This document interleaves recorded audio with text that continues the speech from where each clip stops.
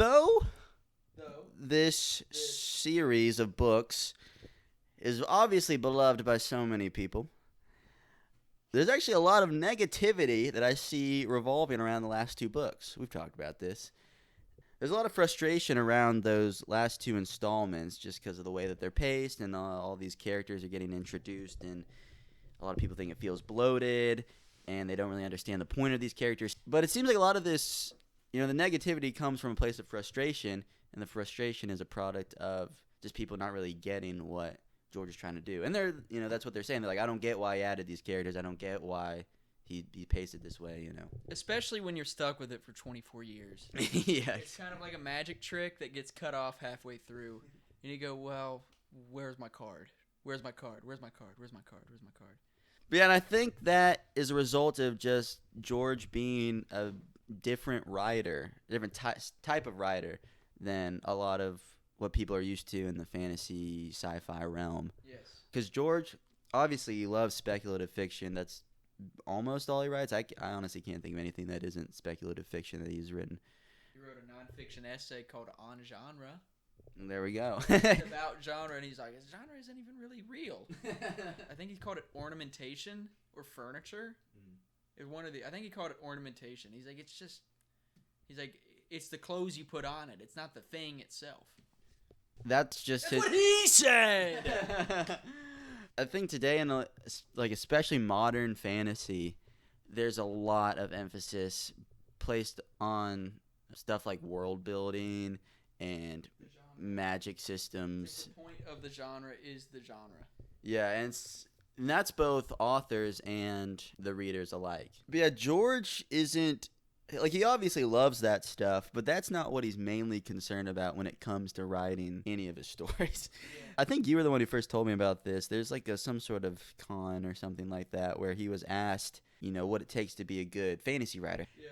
And he gave this longer answer, but it just boiled down to, you just need to be a good writer. Yeah, I forget exactly what it was, but someone asked him how to write good fantasy, and he's like, just be a good writer. And the fantasy comes later. The fantasy isn't the job of writing. Anyone can think of, people write D&D campaigns all the time. If fantasy was a difficult thing to write, people wouldn't be able to write D&D campaigns and talk about, orcs and shit. But it's the writing. That's the hard part. It's understanding how characters work, which some fantasy authors don't quite understand.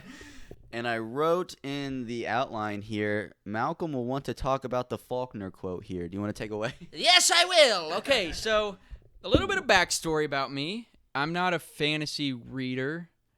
I'm not a fantasy writer. I'm not a science fiction reader or a science fiction writer. Do you see where I'm going with this?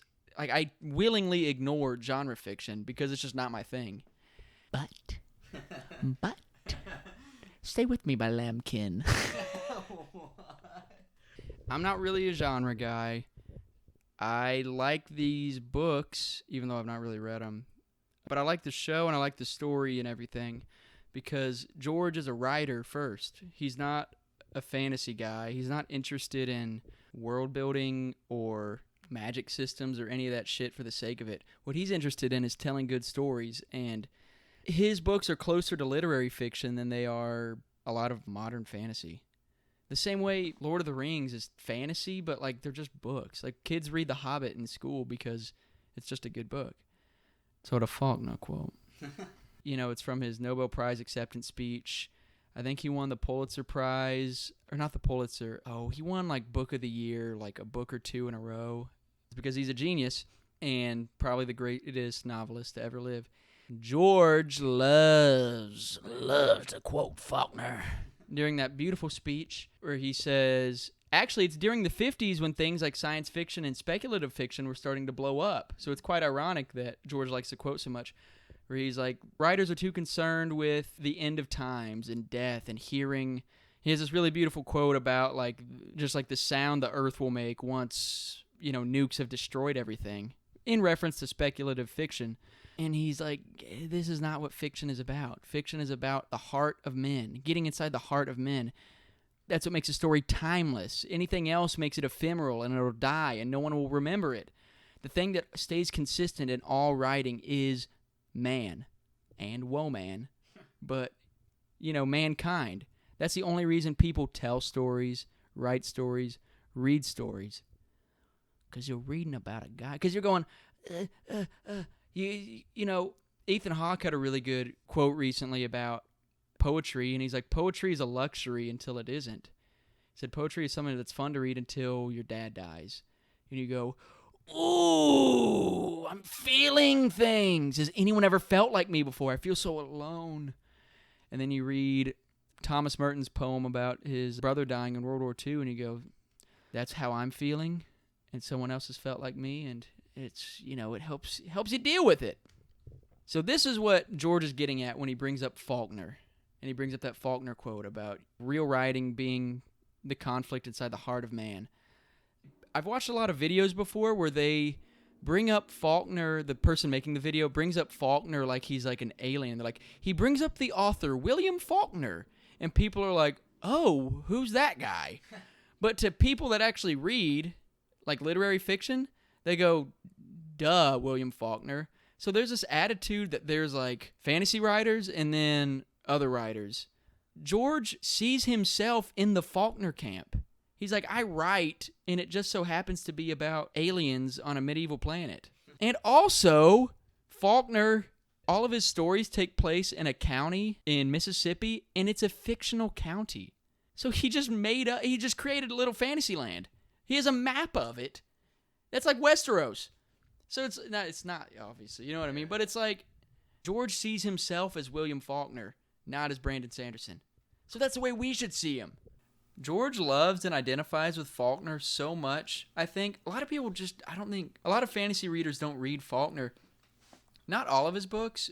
A lot of them are told in the third person, but his best books, The Sound and the Fury, As I Lay Dying, they're told from first-person perspectives from the points of, like, multiple characters. And there's never a third-person, like, objective speaker. Like, As I Lay Dying is told from the perspective of, like, multiple members of a family taking the body of their dead mother to town to bury her, basically. And you never get a third-person voice to tell you what's happening. You get inside the head of this guy, you get inside the head of that guy, you get inside the head of this girl. And I wonder if George does anything similar to that in his fiction. Like the entire Song of Ice and Fire book series. I mean, the connection between them as writers goes way, way deeper than anyone realizes. If you just read As I Lay Dying, you'd have a whole new appreciation and understanding for what George is doing. Because it's exactly what George is doing, just without the ornamentation. Except being in, like, the year 10,000 on some alien planet, it's 1920s Mississippi. It's the exact same thing. It's interesting that what George was saying is like, the genre of it all is ornamentation on top of what the actual story is. Yeah. And it's funny that he says all that, and, you can tell that's what he believes when you read his stories, because, you see people that accuse him of doing the exact opposite. And I was talking about that video I saw recently. Won't name any names, but there's a YouTube video I saw where this guy was talking about, how he thinks George only cares about world building. He doesn't care about telling the story. And that's why the last two installments are a lot slower than the first three. And there's a lot more just like being inside people's heads and world building, all right. Yeah, and he's saying like, the reason why it's taking him so long because he doesn't have like a passion for telling the story anymore when he really just wants to build up this world of Westeros and whatnot. You know what he sounds like? That guy sounds Hound Pilled. He sounds Hound Pilled, bro. He's totally Hound Pilled. He's lost his love for storytelling. That must be it. We get why you're upset the books are out, but don't make up shit like that. What's funny to me is the evidence he gives for that is one of the Davos chapters in A Dance with Dragons, where Davos goes to Sisterton, and he's like, oh, it's a Davos chapter. Instead of anything happening, it's just the Lord of Sisterton telling this story from years and years ago. But the story that is being told in that chapter is about Ned Stark, one of the main characters of the whole series. And this is where you get into a lot of just general misunderstanding of what the story George is trying to tell. Because I think, especially with the popularity of the show, there's all this dialogue about, like, oh, it's so nihilistic, this story, And, there's a lot of talk about, like, in this story, the good guys don't win, stuff like that. Well, the story's not over, folks. There's probably 4,000 more pages that haven't been published. And you hear a lot of people being like, it's this common sentiment of like, oh, Ned Stark he's an honorable fool, that Ned Stark. He was such an idiot for telling Cersei he knew her secret. It's like, oh, and Robb was the same way. He's such an idiot for being so good-hearted, And it's like, it got them killed in this evil, nihilistic world that George has built. And to a certain degree, those actions that those characters took did lead them to a place where they got killed prematurely. But if you look at that in the context of the whole story and the meaning that George is making throughout the series, you see that it's the opposite way.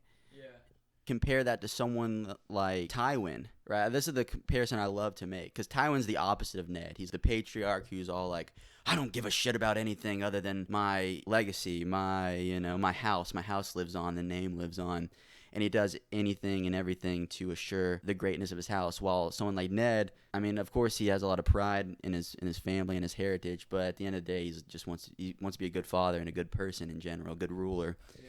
And so he actually cares about his kids and cares about being a good person, while Tywin doesn't care about his kids and cares about just furthering his legacy, furthering the house that he belongs to.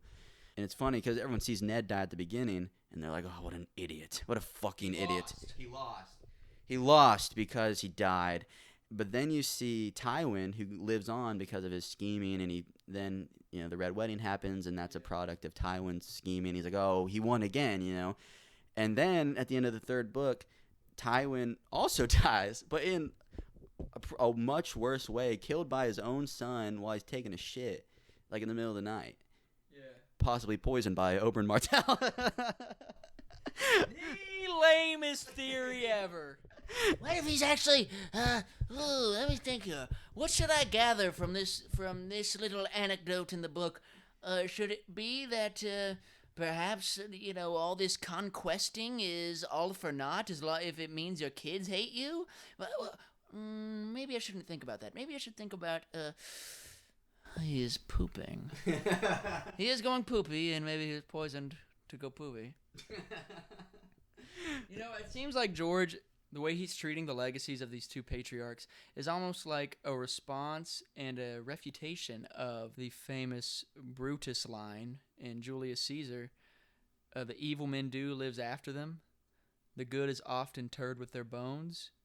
It's like George is saying the opposite. He's like, yeah, Ned died, but 3 billion pages later in the 5th book, this person is giving a speech to the Onion Knight about how honorable of a man Ned Stark is, and how, despite his death, the life he lived is still influencing the decisions people make. Or are we just stupid? Or no, he's just world building. Yeah, Actually, he's just world building.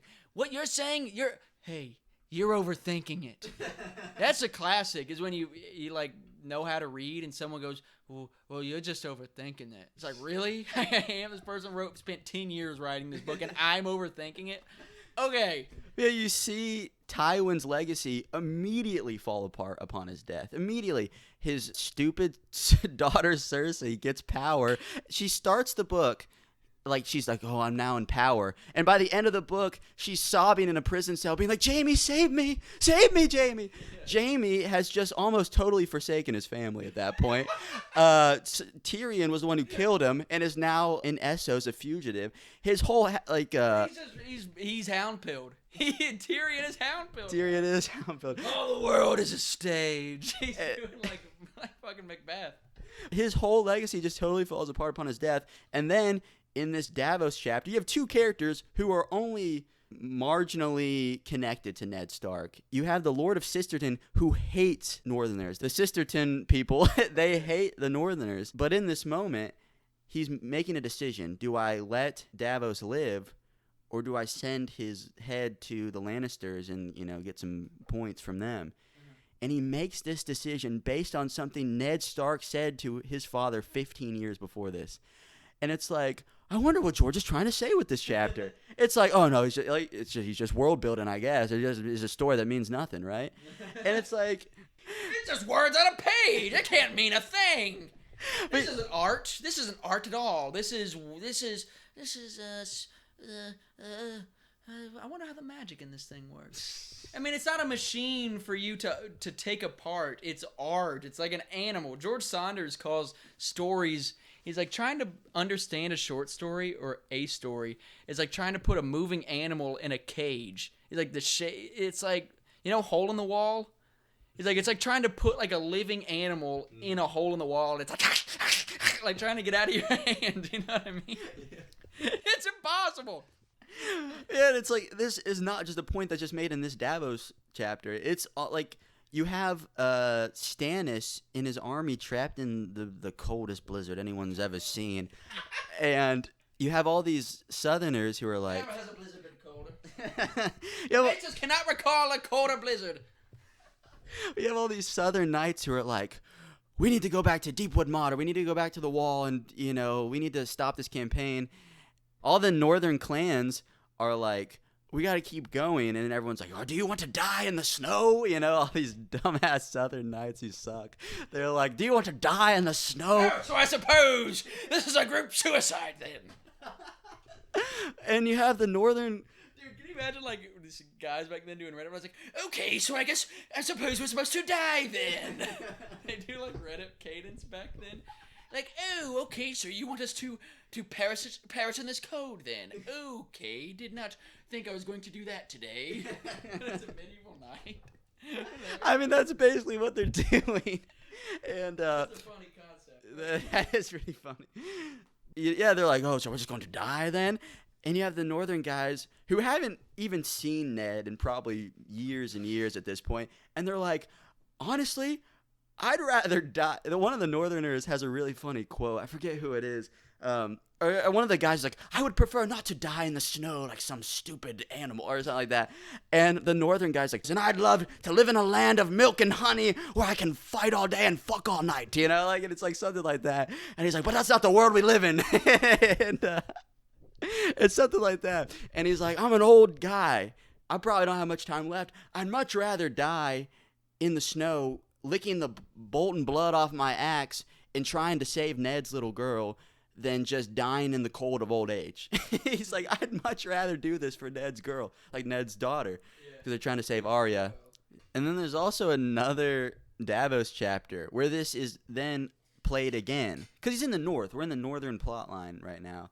And so it's like, what is Ned's legacy in the north, right? What is the Starks' legacy? Because you have all these characters in book being like, oh, the Starks are dead. They don't have control over the north anymore. Like all this shit like that. Yeah. It's like, that's what all the people reading the book are saying. They're like, oh, well, Ned and Robb are idiots. They lost the north because of their stupid decisions and all this stuff. Yeah. And then time and time again, every time you're in the north, you see all these people being like, fuck, we love the Starks.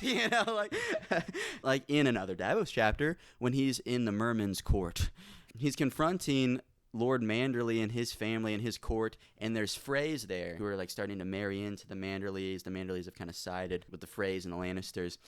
And you have the Freys speaking up and being like, oh, he was a dog and he died like one. Talking about Robb, And you have Lord Manderley being like, oh, very well stated, Mr. Frey. And then you have one of the Manderleys, it's his granddaughter, I think. She, yells out to the court. She's like, we made an oath to the Starks. And she speaks out defending Robb and the Starks. And you have one of the Freys who's like, oh, you little girl, you stupid. Oh, you sweet summer child. Yeah, they pull one of those. I think she has to be taken from the room by her sister because she keeps yelling about how they're loyal to the Starks and how the Freys are lying about everything, how the Freys killed him, broke guests, right, that sort of thing. It's this thing brought up again and again. And it's obvious that George is trying to make this meaning here, trying to tell a story about how our actions... what you said earlier. It's the opposite of the Shakespeare line. The evil men do live after them. The good is often interred with their bones. George is like, no. He's like, it actually goes the other way around. A possible reading of this is living the right way is hard, but living the right way is all you can do. And even if it results in death, all it can do is encourage people to live after you to live better. It kind of reminds me of a quote. I don't know where I heard this. Some wise old man says, love is the death of duty. Yeah. And all of Ned Stark's children are the main characters, right? And you have Jon Snow, who I guess is not his biological son, but it's his son. He's the father that stepped up. He's not the stepfather. But yeah, you have Jon Snow, who's the son of Ned. His whole arc revolves around not doing what he wants to do what's right. Lessons he's learned from his father, Ned Stark, right? And time again, like that's Jon's whole arc in just various different circumstances. Like, the first book, he's like, fuck, I want to go south with Robb and avenge my father. But he's like, no, my duty's to the Watch. I got to stay here. Fast forward, this happens every book, but just in a larger way. In the third book, right at the end of Jon's arc in that book, Stannis offers to legitimize him and make him Lord of Winterfell, Lord of the North. And Jon's like, fuck, that's all I've ever wanted. But then he's considering it, and he goes, and that's when he reunites with Ghost. And seeing Ghost in, like, his red eyes and white fur reminds him of Werewood, of course. And he goes, because one of the caveats to becoming Lord of the North is he has to start worshiping R'hllor, the fire god, stop worshiping the old gods and whatnot. And Jon, the kind of final moment where he makes the decision, he's like, I can't forsake the gods of my father. He doesn't do what he wants to do, which is, the kind of the selfish, like, oh, I'm going to be Lord of Winterfell, He's like, I'm going to do what's right, and I've made an oath, I'm going to stick to it. Not what I want to do, but what I have to do. Yeah, and it's not even really about necessarily, like, an oath, because there's a lot of anti-oath themes throughout the book, but it's more about, like, he knows it's right. Like, he knows what's coming. He knows that he needs to be a part of the Watch. That's what's important right now. So he's like, I'm not going to do what I always wanted to do. I'm going to do what's hard and what's right. The decision is made when he says, I can't forsake the gods of my father. And this is something that his father has instilled in him. You're noticing a theme here, right? Yeah. Stories are told in, you can separate them in odd numbers, 3 acts, 5 acts, 7 acts. And it's always 2/3 of the way through is when, like, the worst thing ever happens. We've talked about story structure on other videos, but we're just giving you a lesson in how to read books. At the end of the second act, if you're looking at a 3-act structure, something really bad happens. Basically, the worst possible outcome for this character happens. If it's a movie and it's one central character arc.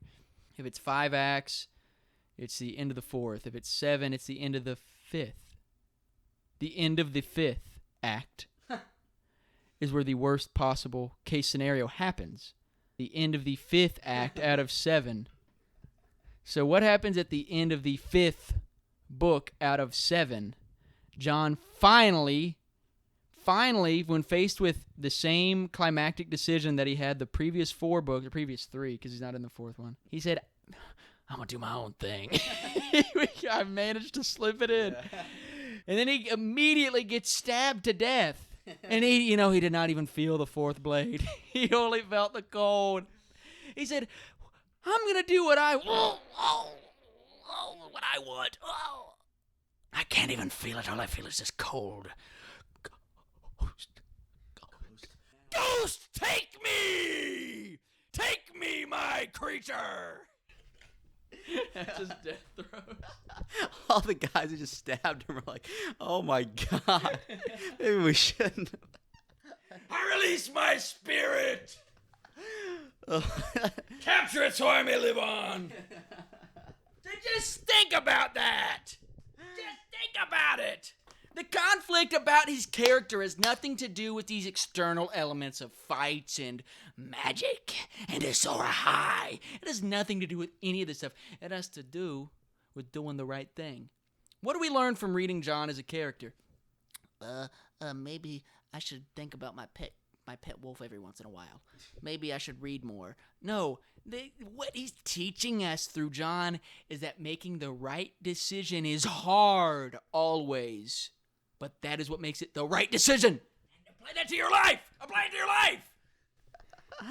So yeah, and through all this has demonstrated a pretty big disconnect between a lot of readers and I guess viewers of the show and what George is actually trying to accomplish.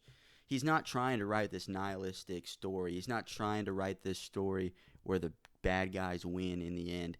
Because they don't. They don't. And it's like the story hasn't ended yet, so we haven't seen the downfall of every, Yes, it's not over. Yeah, it's not over.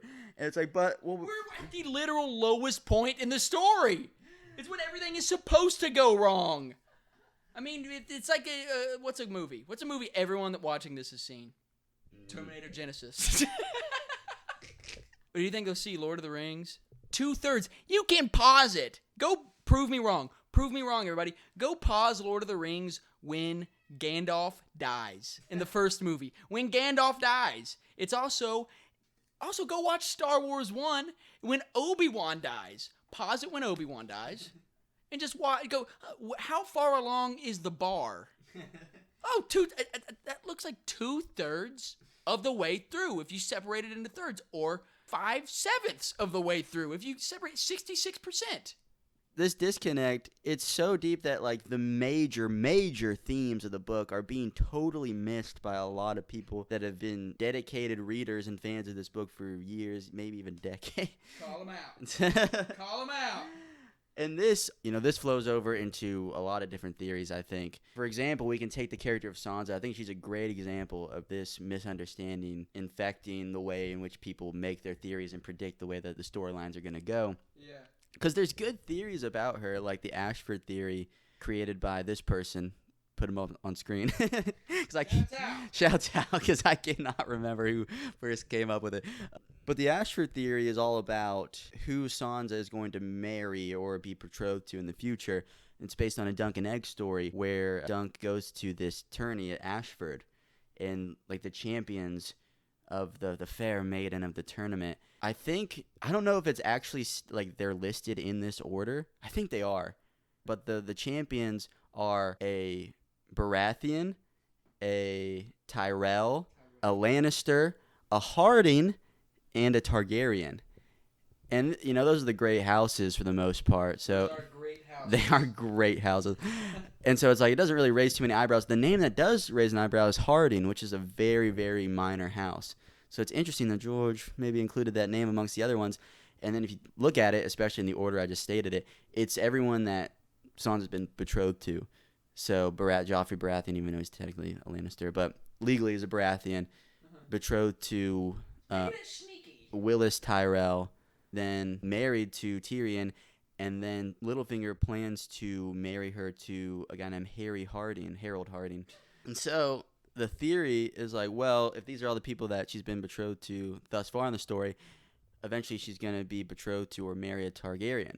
I think that's a pretty good theory that kind of points us in the direction of Sansa marrying a Targaryen or being betrothed to one, raising her status, I guess, in the world of the great houses and whatnot.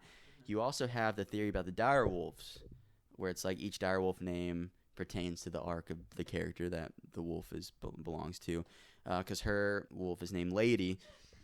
It's probably the most cryptic out of all the wolf names. Her name is like Targaryen's bride. But yeah, so it's like, oh, well, her arc is all kind of revolving around being a high lady, in the court and whatnot. But yeah, so we have theories like that, that can kind of point us in. I think are good theories that point us in the direction of like, okay, well, Sansa's gonna raise up in the world. But what those theories are based on like weird sort of textual clues, I guess, that don't really pertain to anything involving character or theme or anything like that. It's just like their names are ordered in this way, or like, oh, you know what I mean? It's like a puzzle. It's more of like a puzzle than it is like an art. And this is kind of the way in which a lot of people craft their theories, is around stuff like that, which isn't wrong. Like, you can come up with some good theories, but where it's severely lacking is where you then start to get people talking about, well, how is she going to do that? How is she going to move up the ladder? And you hear so many people being like, oh, well, she's going to become a player in the game in her own right. And they're like, oh, she was but a pawn in the beginning, but now she is being taught by the masters of Cersei and Littlefinger. She shall learn to scheme with the best of them.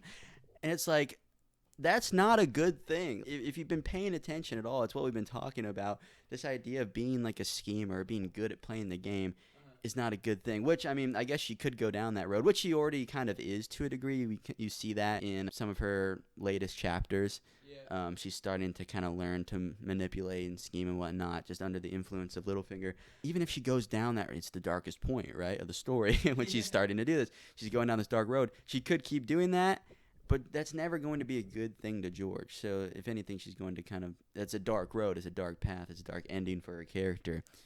What? Good thing it's not the ending. It's Yeah. not. We're only 66% of the way through the story. She can go down a bunch of different paths. We still have 2 books left. But you know what? I guess my theory about where her character is going is that she might start to go down this road of scheming and plotting and manipulating just based off, the tutelage of the bad people she's been around. But then I think at some point she has to see that that's going to totally fail her. And I think this is something that we see in the show. And the show is obviously not very good at a certain point. But after season 4. exactly. But I think a lot of the major events in the show, once the show gets past the source material, are going to be more or less based on stuff that it might actually happen in the books, but just in a very different way. And how do we get the end of Littlefinger's story?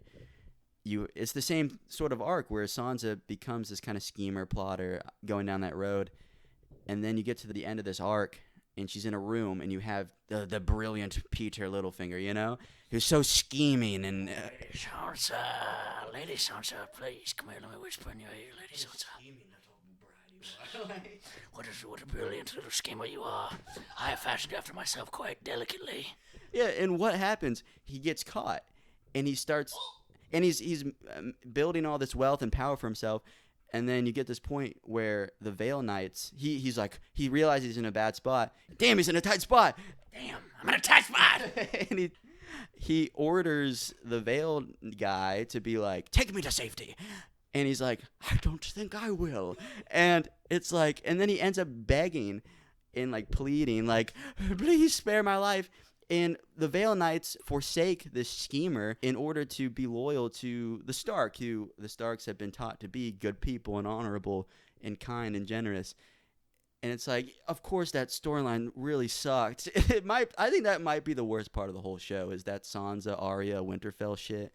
I mean, it's truly awful. What about anything Tyrion post season 5? When's the mountain stuff? End of season 4. So what's season 5 with him? When he gets to...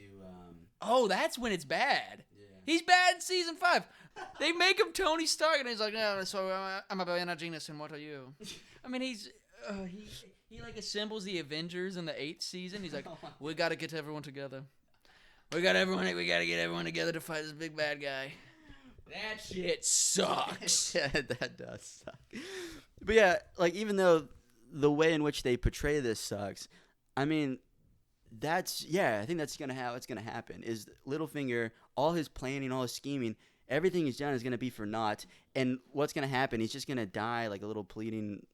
Ooh, please spare my life, my Lady Sansa, please. And it's very telling that a lot of people, when they saw that episode, got mad because they're like, a genius, brilliant schemer wouldn't go out like that. And it's like, that's the point, that a brilliant schemer, I'm doing quotation marks with my fingers, brilliant schemer goes out totally nothing, like a totally pathetic ending. Like a fart in the wind, he blows away. It's almost like that's the point. It's almost like that's the point that they're trying to make. That's the point that they're trying to make here, folks, is that as brilliant as a schemer as he may be, you're just a piece of shit.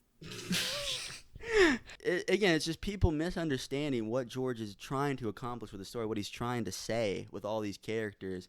And I think that Sansa in the books is going to go down a similar road to that, where maybe she's going to try out, these Littlefinger Cersei tactics, and it's going to end up in she's going to be in a tight spot. Or she'll see the kind of downfall of Cersei. She'll see the downfall of all these people she thought were these brilliant masterminds. She's like, oh, maybe. And I think, again, my theory for her character is that she's going to start to realize that she's going to get a lot farther in life if she's just a kind, good person. That she's going to see that people are drawn to her, not because she's some brilliant schemer, but because she's just like a good person that people like to be around. I guarantee you there's going to be some lesson where it's like, and what would Ned think of this scheming of yours? I mean, like, come on. It's like so obvious. Can I bring up another point on story structure and how it can inform the theories? So getting into that of like the 66% low point, 5/7, 2/3, 4/5. You can't just have something bad happen 2/3 of the way through. It has to be something very specific to the character. It's got to be where the character is undergoing the process of change, really kind of galvanized at the midpoint, where they go, okay, stuff is starting to go wrong. and they get to that second act a little bit where they keep trying to be themselves, it's all Jungian. It's based on Jungian archetypes, the way the hero's journey story structure works. It's like, am I going to be my old self or my new self? And it's always 2/3 of the way through, there's this final retreat into the old self of like, no, I think I will try this again. And it's John. We see that with John going like, I am going to do what I want. And he gets immediately killed for it. What's a movie? Finding Nemo. 2/3 of the way through, Dory's like, they're in the whale, like so many Jonahs of old. They're in the whale, and he's like, great, how do I taste? And he's slapping his butt against the tongue, and Dory's like, hey, we're supposed to fall down into this deep, dark abyss. And he's like, what? That's the dumbest thing I've ever heard, ever. And she's like, yeah, you got to go out of your comfort zone. And he's like, no, I can't. I can't do it. I cannot go out of my comfort zone. And it's interesting that this is after he's gone out of his comfort zone many times. The turtle crush is like enlightening him and being like, you gotta go out. He's basically being like, you gotta go out of your comfort zone, let your kid be his own person, do dangerous stuff that seems dangerous on the surface. You gotta let it happen sometimes. And in this moment of fear, he's like, it's funny that he quotes himself at the beginning of the movie. You think you can do these things, but you can't, Nemo. Yeah, he calls Dory Nemo. Because he's trying so hard to retreat back into that comfortable, I don't want to change. Psychological change is hard. My brain doesn't like it because change means death. And I just want to think that I'm going to live forever. I'm getting really into the psychology of it. But it's like that. It's like they always make the wrong decision, the immature decision, the boyish, childish decision. Kill the boy, be the man. That is what a boy does when John goes, I'm gonna do what I want. It's what a child does when Sansa leans into all the scheming and like, maybe I should give in to all the evil around me. Maybe I should bend to all the evil around me. Maybe that's the point George is trying to make, that if people are bad around you, be bad too, and you'll win. Yeah, it's like people are like, oh, she's going to scheme her way into a marriage with Aegon Targaryen or whatever, right? But it's like, I think it would fit a lot more with the arc that we've been shown so far if she starts to give in to this scheming and then wins over Aegon, not through some sort of like political manipulation or anything, but instead Aegon is just kind of taken with her as like a person. Yeah. Again, her story can go a lot of different ways, but that would be my theory. And it's a theory that not only kind of looks at, stuff like quotation marks theory clues, which are like, the fact that it parallels Rhaegar and Lyanna, stuff like that. Yeah. But it also goes off of her character arc and the themes of the story thus far. Most important thing, the meat. That I was actually going to bring that up. You brought it back. I really like that theory clues. The clues are like buttons. It's like genre. It's ornamentation. That's not what writing is. That's not artistry. Anybody that writes can tell you that that's not what the art of writing is thinking of all these like little clever clues. The art of writing is like getting in the head of a character going, oh, what are they thinking about?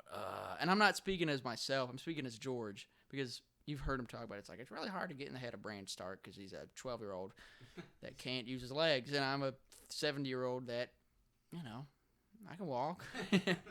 So it's really hard to get in the mind of that person, but I think it's important to do that. Theory clues can help. George definitely does add little foreshadowing ticks and stuff like that, but those never supersede or overshadow, no pun intended, the character arcs. You can't go, well, look at the theory clues here. Jon is going to turn into a dragon and then eat Bran. Maybe he does. But it's like, because you found theory clues pointing to that, it's like, but that doesn't make... Why would he do that? You can say, well, that's what the clues say, but why would Jon do that? It's the old Buddhist quote, I'm a finger pointing at the moon. Don't look at my finger, look at the moon. George is saying, yeah, I'm giving these little clues and I'm pointing to what it all means. You guys are looking at the finger and not the moon. While theories and little clues and whatnot are a whole lot of fun to decode and put together, let's not miss out on the meaning that George is creating, what he's trying to say through this story, this epic story of epic proportions. And maybe we can all learn a thing or two. So, in conclusion, George is the finger pointing at the moon. Despite the fact that the finger in the last two books that we've read, or the last two books that are available to read, are about Brienne and the Onion Knight going to places we've never heard of with characters we've never met.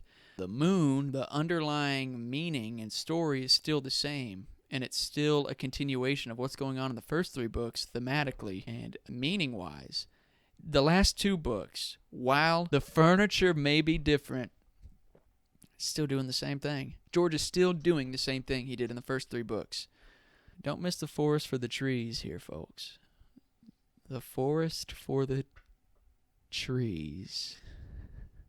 Dead things in the trees. Dead things in the water. Like and subscribe. More on the way. More videos on the way.